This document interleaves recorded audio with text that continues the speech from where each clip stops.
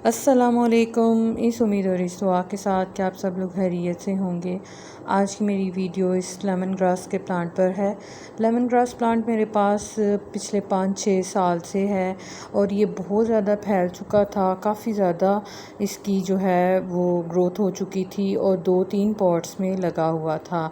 कुछ 1-2 पॉट्स तो मैंने गिफ्ट कर दिए क्योंकि ये ऐसा प्लांट है जो हर कोई अपने घर में लगाना पसंद करता है। इसके हर्बल बेनिफिट्स इतने ज़्यादा हैं और इसकी ग्रीन टी यूज़ होती है, मुख्तलिफ़ मेडिसिन्स में ये यूज़ होता है। इसको ऑयल जो है वो यूज़ होता है, खानों में भी इसका इस्तेमाल होता है। लेकिन इस दफ़ा मेरा ये सिर्फ़ एक पॉट जो है उसमें ही इसकी 2-3 स्टॉक्स बची हैं और गर्मी की शिद्दत की वजह से, हालांकि मैंने इसको शेड में रखा हुआ था लेकिन फिर भी इसके पत्ते खुश्क होते रहे, जलते रहे, लेकिन मैं साथ साथ उनकी प्रूनिंग करती रही।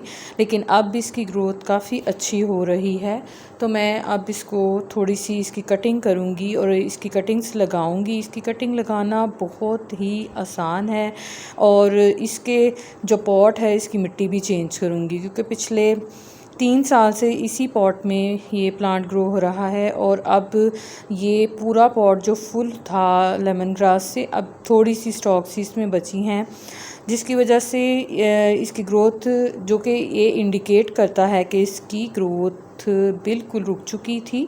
तो अब बरसात का पानी पड़ने की वजह से आप देख सकते हैं एरियल रूट्स इसकी आ रही हैं और उसकी वजह से ऊपर ऊपर ग्रोथ हो रही है। तो मैं चाह रही हूँ कि प्लांट मेरे पास ख़त्म ना हो। इसका जो पॉट है उसकी मैं मिट्टी चेंज करूँगी और इसकी कटिंग भी लगाना आपके साथ शेयर करूँगी। ये देखें, इसकी स्टॉक जो है यानी इसकी स्टेम के ऊपर रूट्स, एरियल रूट्स इस टाइम पे काफ़ी ज़्यादा ग्रो हो रही हैं। अगर आपके भी प्लांट्स में इस तरह से एरियल रूट्स ग्रो हो रही हैं तो ऊपर से कट करके अलहदा से कटिंग लगा लें और नीचे वाली जो स्टॉक्स हैं वहाँ से दोबारा से ये स्प्राउट करेगी लेमन ग्रास। तो ये जितनी ज़्यादा भी हो उतना ही कम है। मैं तो इसको अक्सर जो है वो इसकी ग्रीन टी बना के यूज़ करती हूँ। वैसे तो इसको खानों में भी इस्तेमाल किया जाता है और इसके पत्तों की खुशबू इतनी ज़बरदस्त और इतनी बेहतरीन होती है कि इसकी वजह से हमारे लिए तो बड़ी इसकी प्लेजेंट सी खुशबू होती है, लेकिन मच्छर मक्खियों और दूसरे इंसेक्ट्स के लिए ये प्लांट इतना उस तरह से अच्छा नहीं लगता उनको। और जिस गार्डन में लेमन ग्रास जो है वो होता है तो वहाँ पे मच्छर मक्खियाँ काफ़ी ज़्यादा कम हो जाती हैं। तो अगर आप अपने लॉन में या अपने गार्डन में इस प्लांट को शामिल करते हैं तो इसके हर तरह से बेनिफिट्स हैं। ये सिर्फ ग्रीन कलर की घास जैसी ही फोलिएज इस पे रहती है और कभी कभार इस पे फ्लावरिंग के बाद सीड्स भी होते हैं जब आपका प्लांट मैच्योर हो जाता है। तो अब ये स्टॉक देखें, इस तरह से मैंने कट कर लिया। इसको अलहदा से मैं कटिंग लगाऊंगी और इसका ऊपर से जो फोलिएज है फ़िलहाल वो मैं कट कर दूंगी, उसको मैं अपने किचन में यूज़ के लिए ले जाऊंगी। और जो नीचे वाली स्टॉक है मैं आपको दिखाती हूँ, ये इसका इतना पोर्शन जो है उसको मिट्टी में आपने लगाना है। तो ऊपर से जो ग्रीन वाली जो इसका हिस्सा है, वैसे तो ग्रोसरी स्टोर्स पे अक्सर इसकी जो ड्राई फॉर्म में लेमन ग्रास की जो चाय होती है वो मिलती है, लेकिन अगर आप फ्रेश यूज़ करें तो आप देखिएगा फ्रेश का टेस्ट बहुत डिफरेंट और बहुत ही प्लेजेंट सा होता है। इसकी खुशबू ही बड़ी अच्छी होती है। हल्का सा इसके पत्ते को मसल के तो उसमें से जो ऑयल्स निकलते हैं उसकी बड़ी ज़बरदस्त सी खुशबू होती है।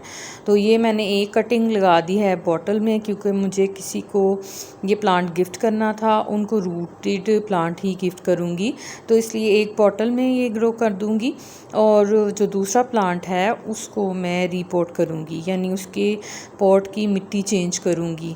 अगर रूट बाउंड हुई तो रूट्स भी कट करूँगी। तो जब भी कटिंग लगाएं फ़ौरन पानी जो है वो एक दफ़ा दे दें, क्योंकि मिट्टी बिल्कुल खुश्क थी मेरे पास, तो इसमें मैं अब पानी दे दूँगी और पानी देने के बाद इसको मैं शेड में रखूँगी, क्योंकि अभी रूट्स, एरियल रूट्स छोटी छोटी सी इसके साथ हैं तो सही, लेकिन मैं चाहती हूँ कि ये ज़्यादा स्ट्रेस में ना जाए, तो इसलिए इसको मैं तकरीबन 1 वीक तक शेड में रखूँगी। उसके बाद मैं मॉर्निंग की 2-3 घंटे की सनलाइट इसको पड़ेगी, क्योंकि अगर बिल्कुल शेड में ग्रो करेंगे तब भी फोलियज जो है उतना बेहतरीन ग्रोथ नहीं करता, पत्ते इसके उतने अच्छे ग्रोथ नहीं करते।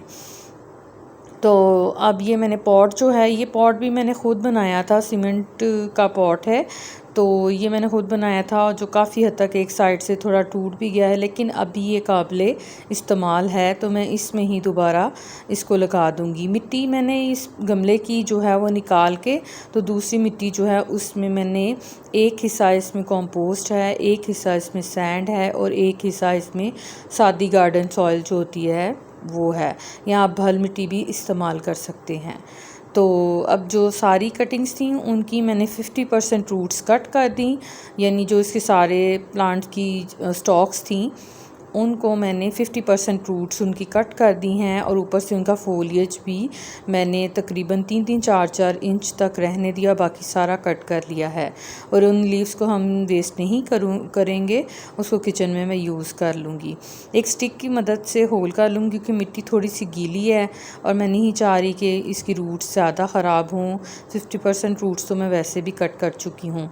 तो ये सारी स्टॉक्स जो हैं उनको मैं ऐसे लगाऊंगी। अगर इन स्टॉक्स में से किसी के साथ बिल्कुल रूट्स भी ना होती अगर, तो मैं इसको पानी में कुछ दिन के लिए स्टॉक को रखती, तो इसकी रूट्स आना स्टार्ट हो जाती हैं।